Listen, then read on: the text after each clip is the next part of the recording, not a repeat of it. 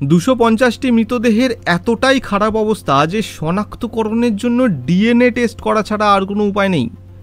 12 June দুপুর 1:39 আহমেদাবাদের সর্দার বল্লভভাই প্যাটেল আন্তর্জাতিক বিমানবন্দর থেকে লন্ডনের গ্যাটউইকের উদ্দেশ্যে রওনা দেওয়া এয়ার ইন্ডিয়ার ড্রিমলাইনার AI 171 নামক বিমানটি 242 জন যাত্রী সহ আহমেদাবাদের মেঘানী নগরে ডাক্তারি পড়ুয়াদের যে হোস্টেল এবং রেসিডেন্সিয়াল বিল্ডিং রয়েছে সেখানে ভেঙে পড়ে।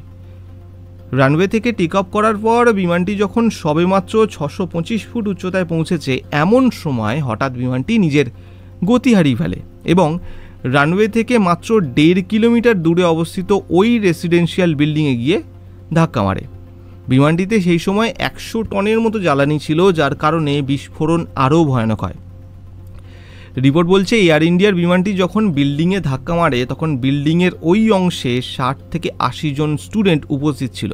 শোনা যাচ্ছে নাকি এই দুর্ঘটনায় মোট 274 জনের মৃত্যু হয়েছে, যার মধ্যে 241 জন বিমানের যাত্রী ও 33 জন ওই হোস্টেলের বাসিন্দা। এই দুর্ঘটনায় মাত্র একজনই প্রাণে বাঁচতে পেরেছে, তিনি ওই বিমানের যাত্রীদের মধ্যেই একজন। একটি সাক্ষাৎকারে তিনি জানিয়েছেন, বিমানটি ওই বিল্ডিংয়ে ধাক্কা মারার সাথে সাথে এই বিমানের পাশের দরজা ভেঙে খুলে যায়, যার ফলে তিনি পালাতে সক্ষম হন, কিন্তু বাকিরা সেই সুযোগটুকুই পাননি, কারণ চোখের পলকে বিমানটিতে আগুন ধরে যাওয়ার সাথে সাথেই বিস্ফোরণ ঘটে।